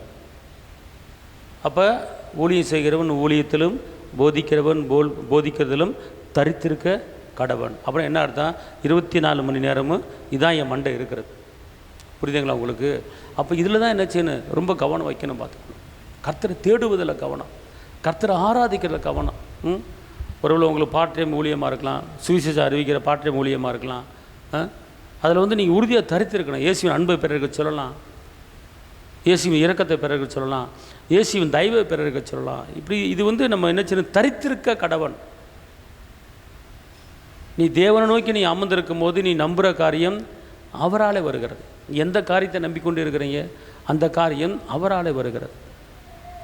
அப்போ ஒரு காத்திருப்பு வேணும். எந்த ஒரு காரியத்தை நீங்கள் பெற்றுக்கொள்ள வேணும்னா அதுக்கு ஒரு காத்திருப்பு உங்களுக்கு தேவை. தேவ சமூகத்தில் உட்காந்து கர்த்தர் சமூகத்தில் உட்காருன்னு பார்த்துக்கொள்ளுங்க. சம்பாதிக்கிறதுக்குள்ளான அந்த கிருபையை கர்த்தர் கொடுத்துருக்கிறாரு பார்த்துக்கொள்ளுங்க. ஒவ்வொருத்தருக்கும் ஒரு அழைப்பு இருக்கிறது. ஊழியக்காரன் ஊழியம் செய்யணும்னு ஒருவன் அழைக்கப்பட்டால் ஒருவன் ஊழியம் செய்ய முடியாது. அப்போ ஊழிய அழைப்பு இருந்தால் கண்டிப்பான முறையில் ஆண்டவர் ஊழியத்துக்கு அழைச்சிருவார், விடமாட்டார். உங்களுக்கு சம்பாதிக்கிறதுன்னு பலனை கர்த்தர் கொடுக்குறாரு. தொழில் பண்ணுறதுக்கு, வியாபாரம் பண்ணுறதுக்கு, பிஸ்னஸ் பண்ணுறதுக்கு, அதுக்குண்டான காரியத்தை நீங்கள் என்ன செய்யணும், ஈடுபடணும். பார்த்துங்க மத்தேயு 25:15 நல்லா தெரிஞ்சுக்கணுங்க. உங்களுக்கு இங்கிறங்களேன், நீங்கள் உட்காந்துருக்கிற ஆள் நீங்கள் ஒரு மண், ஒரு குப்பை, நான் உதவாக்கற அப்படின்னு மட்டும் யாரும் நினச்சிடாதீங்க.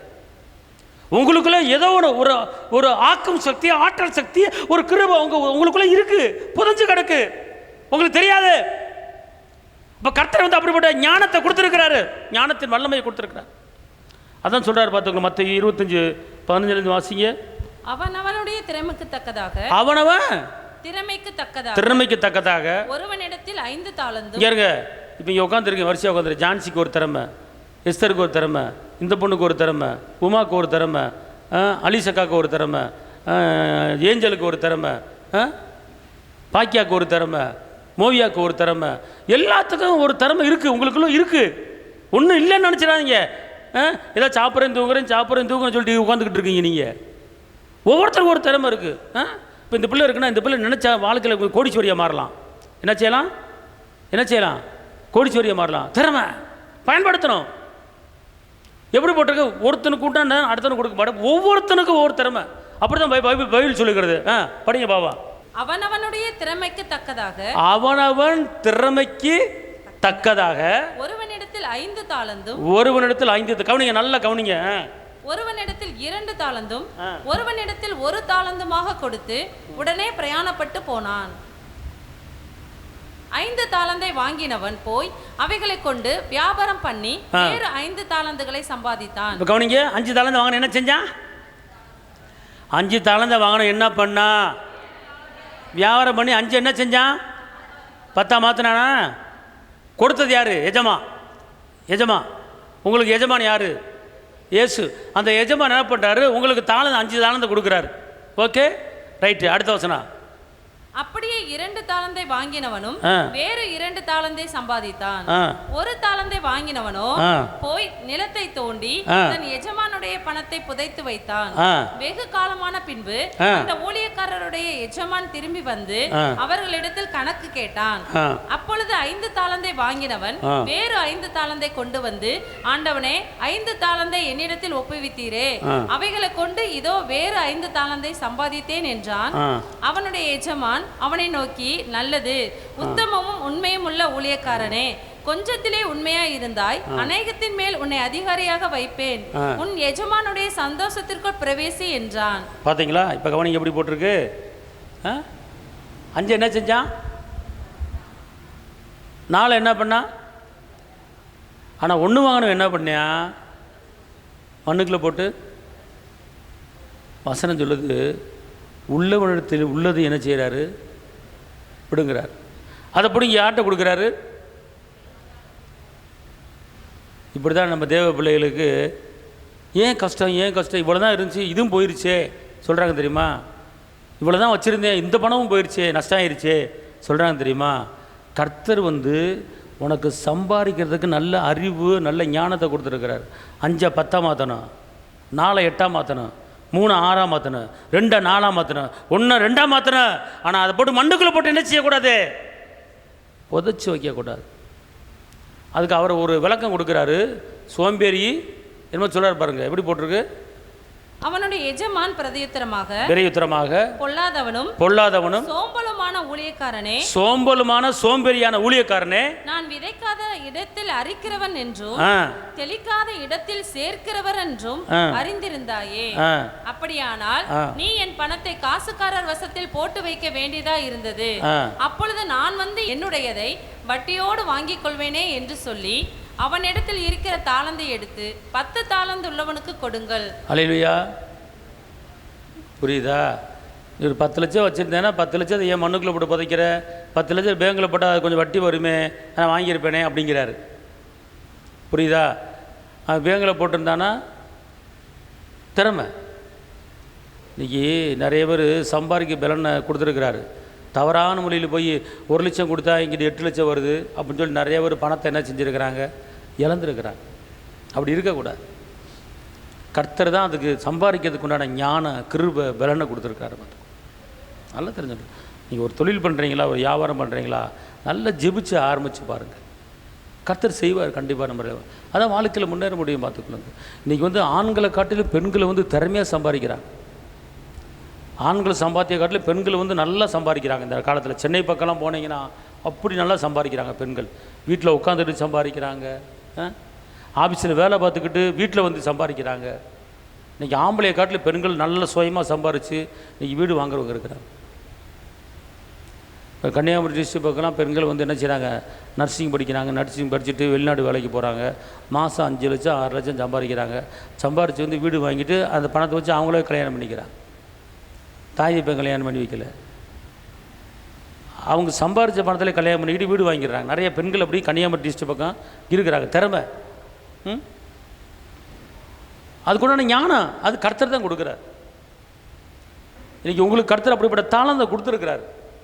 அந்த தாளந்தை வச்சு நீங்கள் என்ன செய்வீங்க? மண்ணுக்குள்ளே புதைச்சி வைக்காதீங்க, பயன்படுத்துங்க. ஏதாவது ஒன்று, ஆண்டவரே எனக்கு அப்படி ஒன்றுமே செய்ய முடியலையா, வெறுமையாக்கப்பட்டிருக்கீங்களா, கேளுங்க அப்பாட்ட. ஆண்டவரே எனக்குன்னு என்ன, அவனவனு தக்க கிருபையின்படி நான் செய்வேன்னு சொன்னீங்களே, எனக்குன்னு என்ன திட்டம் வச்சுருக்கீங்க, எனக்குன்னு என்ன திறமை வச்சுருக்கீங்க, அந்த திறமையை எனக்கு வெளிப்படுத்தி காட்டுங்க, நான் செய்கிறேன் ஆண்டவரே, கேளுங்க, கண்டிப்பாக செய்வார் ஆண்டவர். அல்லேலூயா.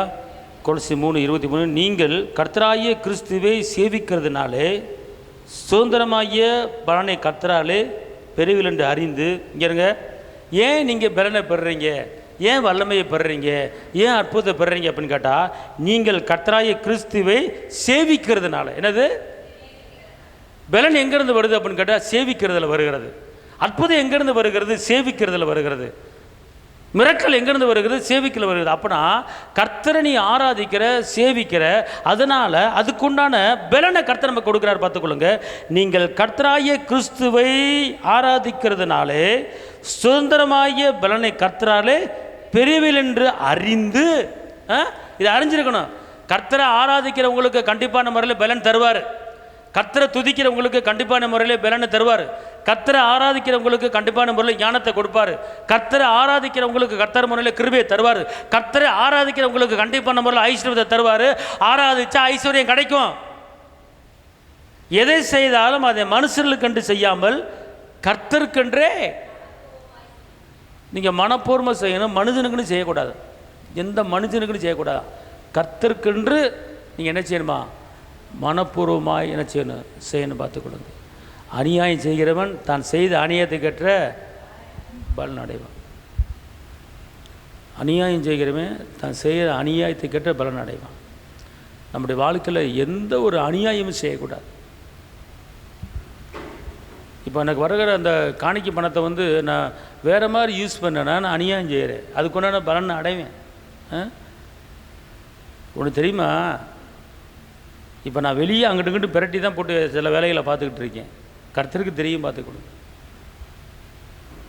நான் பாட்டுக்கு வந்தால் கட்டு விளாட்டி விட்டுருவோன்னு சொல்லிட்டு விட்டுருக்கு அம்முன்னு கிடக்கலாம். சாதிக்கணும், ஏதாவது ஒன்று. தேவனுடைய நாமத்தை மையப்படுத்தணும், ஏதாவது ஒன்று சாதிக்கணும். தேவனுடைய ராஜ்யத்தை கட்டுவதுக்கு என்ன செய்யணும்? ஒரு பாவி மனம் திரும்புறதுக்கு என்ன செய்யணும்? கெட்டவனை நல்லவனை மாற்றுறதுக்கு என்ன செய்யணும்? ஒரு குடும்பம் கட்டப்படுறதுக்கு என்ன செய்யணும்? கெட்டவனை நல்லவனை மாற்றுறதுக்கு என்ன முயற்சி பண்ணணும்? அப்படிங்கிறதுல உறுதியாக இருக்கணும். கர்த்தருக்கு ஏதாவது ஒன்று சாதிக்கணும் அப்படிங்கிற நியாய தீர்ப்பில் போய் நிற்கணும். நம்ம நீ ரட்சிப்படைஞ்சிய, மீட்படைஞ்சிய, என்ன செஞ்சிருக்கிறன்னு கேட்பார். ஒரு பாவி மனம் திரும்பினா பரலோகத்தில் சந்தோஷம் உண்டாகும். உன் குடும்பத்தில் ஒரு ஆள் ரட்சிப்படைஞ்சா பரலோகத்தில் சந்தோஷம் உண்டாகும். அதுக்கு நீ காரணமாக இருக்கணும். ரட்சிப்பு முக்கியம், ரட்சிப்பு முக்கியம், பரலோகம் முக்கியம். இங்கே இருங்க, நீ என்னதான் நீ சம்பாதிச்சு சாப்பிட்ட இந்த சுகபோகம் வாழ்ந்தாலும் கண்டிப்பாக மரணம் இருக்குது. 70-80 மரணம் இருக்குது. அதுக்கப்புறம் நம்ம வாழ்க்கை எங்கே போகும் தெரியுமா? நம்ம எங்கே போவோம் தெரியுமா? இன்றைக்கி அது தெரியாமல் கொண்டதே கோலாம் சாப்பிட்டதே கோலான்னு சொல்லிட்டு சுகமாக வாழ்ந்துக்கிட்டு இருக்கிறாங்க. ஒருத்தர் என்ன பண்ணான்? சம்பாதிக்கிற பணத்தை என்ன பண்ணான்? களஞ்சியம் கட்டி என்ன செஞ்சான்? சேர்த்து வச்சான். சேர்த்து வச்சுட்டு அவன் ஒரு வார்த்தை வர்றான் பாருங்கள். என்ன வர்றான்? ஏன் ஆத்துமாவே, கடைசி காலத்துக்கு நீ இளைப்பாறுவதற்கு, நீ சந்தோஷமாக இருப்பதற்கு களஞ்சியத்தில் நான் வந்து என்ன செய்கிறேன்? சேர்த்து வைக்கிறேன்னு சேர்த்து வச்சான்.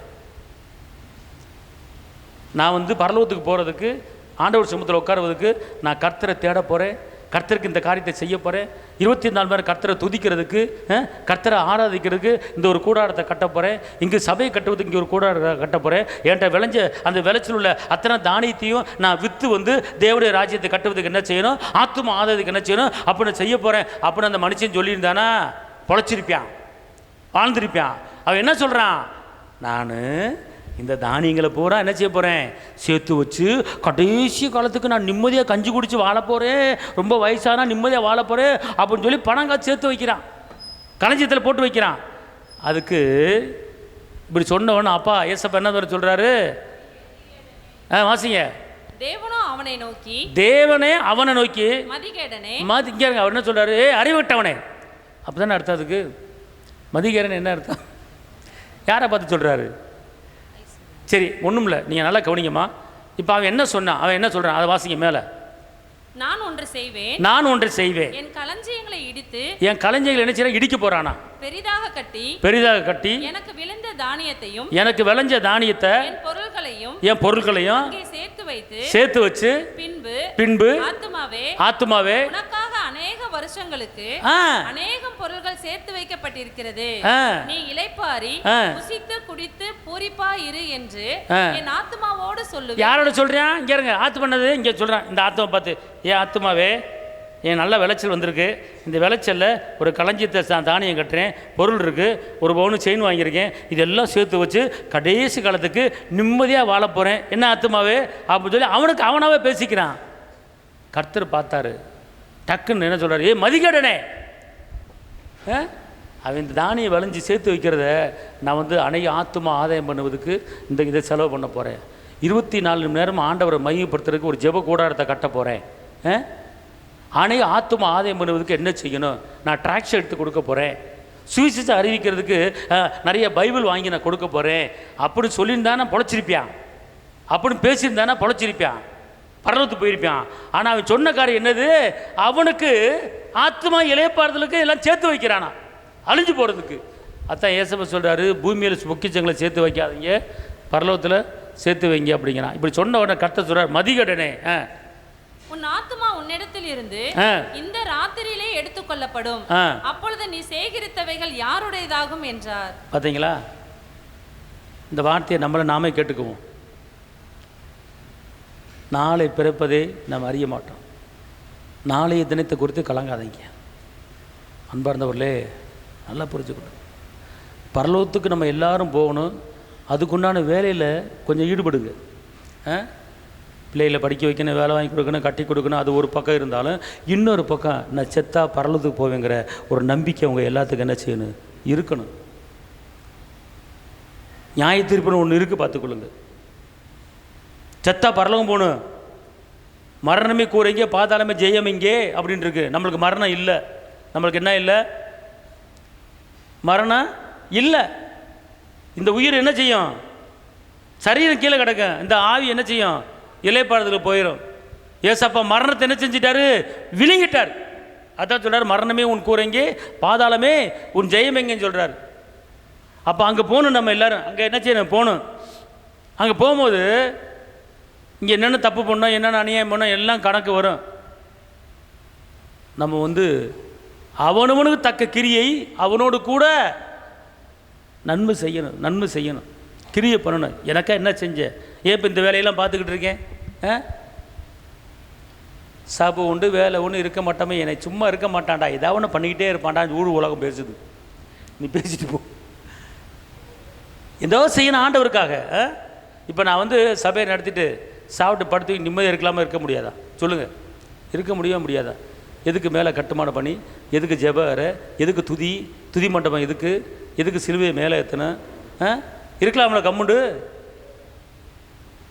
அவர்களுடைய காரியத்தில் தரித்து இருக்கணும். ஆமே, தாவீதை இறைத்து கேட்டவன் சொல்கிறாரு. அதே போல் கர்த்தருக்கு மகிமை செலுத்தி கொண்டே இருக்கணும். அன்பார்ந்தவர்களே, நம்ம ஆயத்தமாகணும். ஆயத்தப்பட்டவனுக்கு காவல் இரு அப்படிங்கிறார். அதனால் அந்த துதி ஸ்தோத்திரத்தில் நீங்கள் இருந்தீங்கன்னா உங்கள் பிரச்சனைகள் எதுவுமே என்ன செய்யாது, பக்கத்தில் வராது. துதியினால் தடை உடையும் பார்த்துக்கணும். புரியுதுங்களா? அதனால தான் நான் இந்த காரியத்தை செஞ்சுக்கிட்டு இருக்கேன். நீங்கள் தரித்திருங்கள். கர்த்தர் ராஜ்யத்தை கட்டுவதுக்கு ஜெபத்தில் உறுதியாக தரித்திருங்க, துதியில் தரித்திருங்க, ஸ்தோத்திரத்தில் தரித்திருங்க.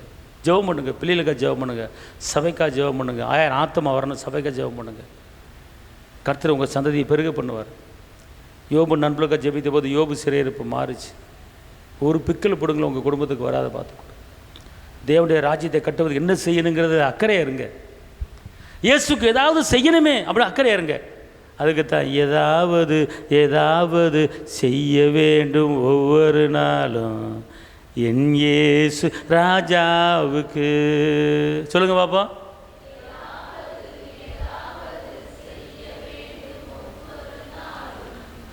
என் இயேசு ராஜாவுக்கு துதிக்க வேண்டும், ஜெபிக்க வேண்டும். சொல்லுங்க.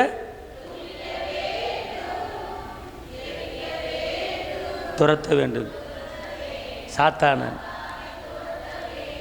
சொல்லுங்க. ஏதாவது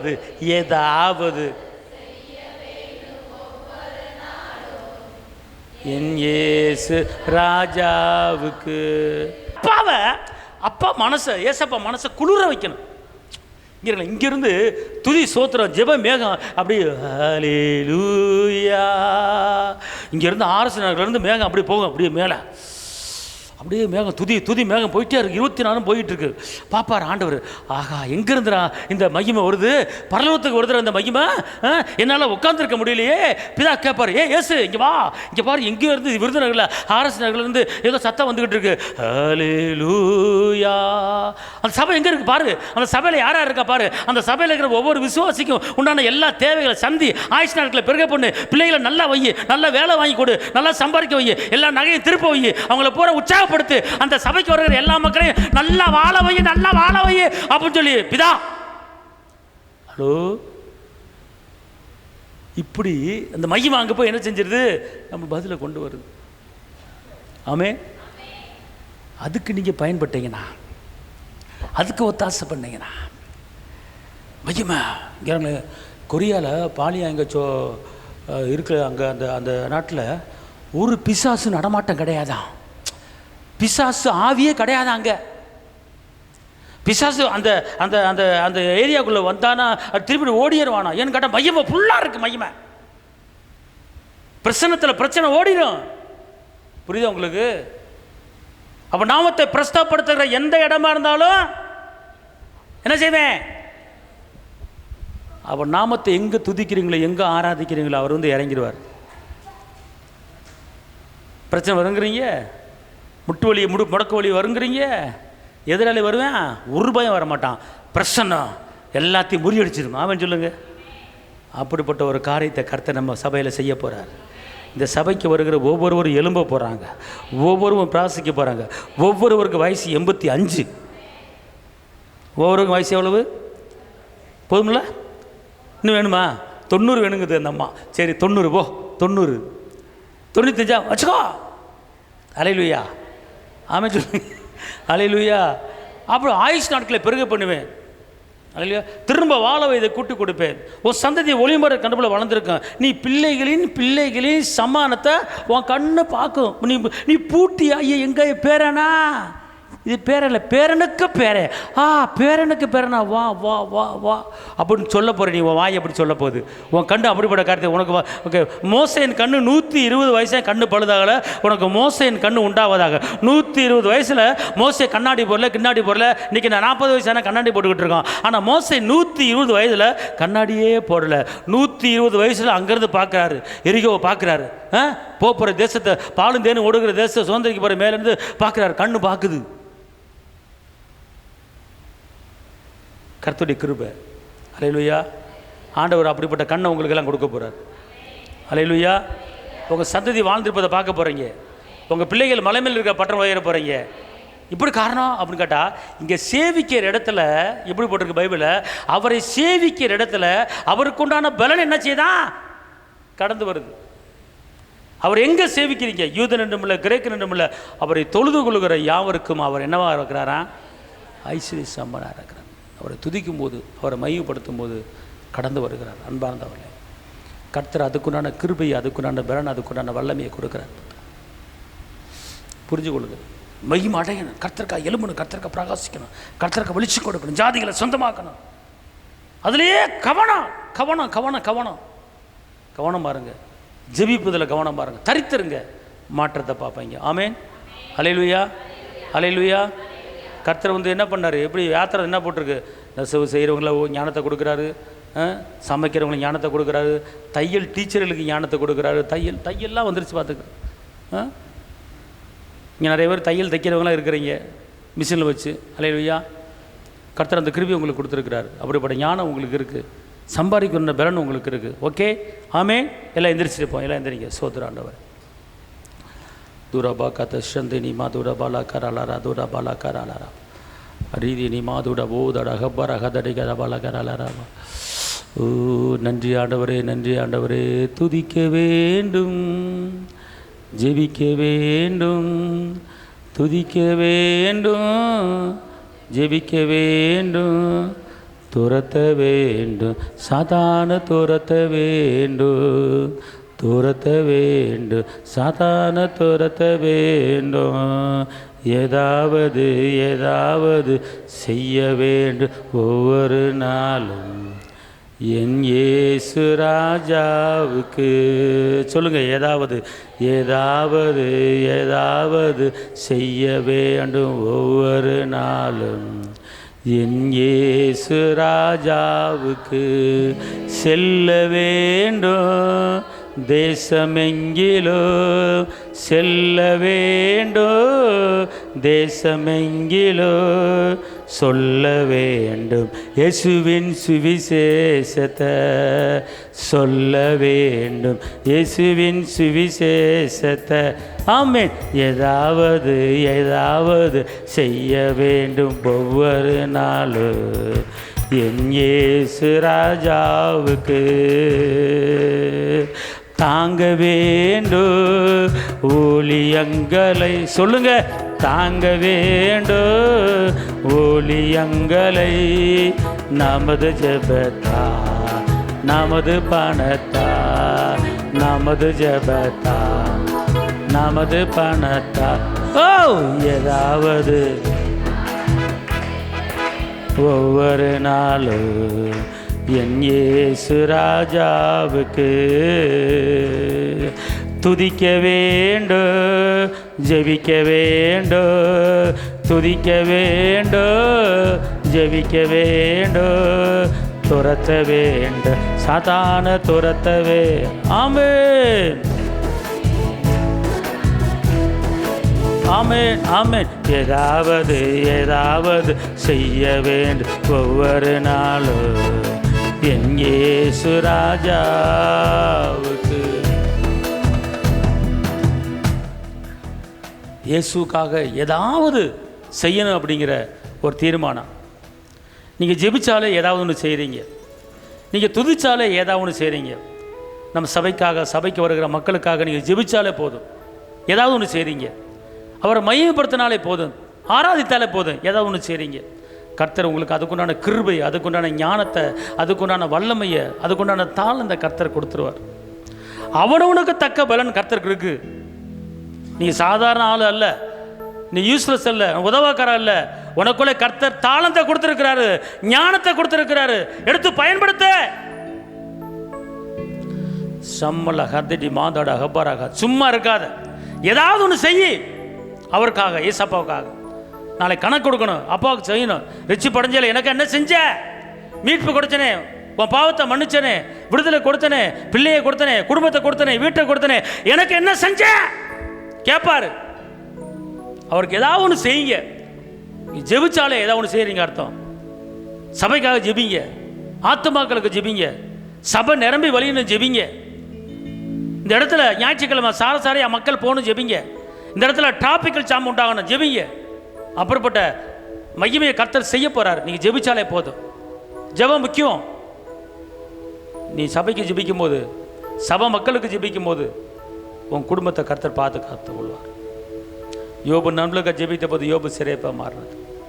தாப்பன் இந்த நாளில் கூட எங்கள் சபைக்கு வருகிற ஒவ்வொரு தேவ பிள்ளைங்க மேலே ஒரு ஜெப ஆவி, துதியின் வல்லமை பற்றி எரியும்படி சொல்லுகிறேன். தாப்பனை உடைய இரத்தத்தின் வல்லமை, பாதுகாப்பின் வல்லமை, கிருபின் வல்லமை கடந்து வரட்டும்.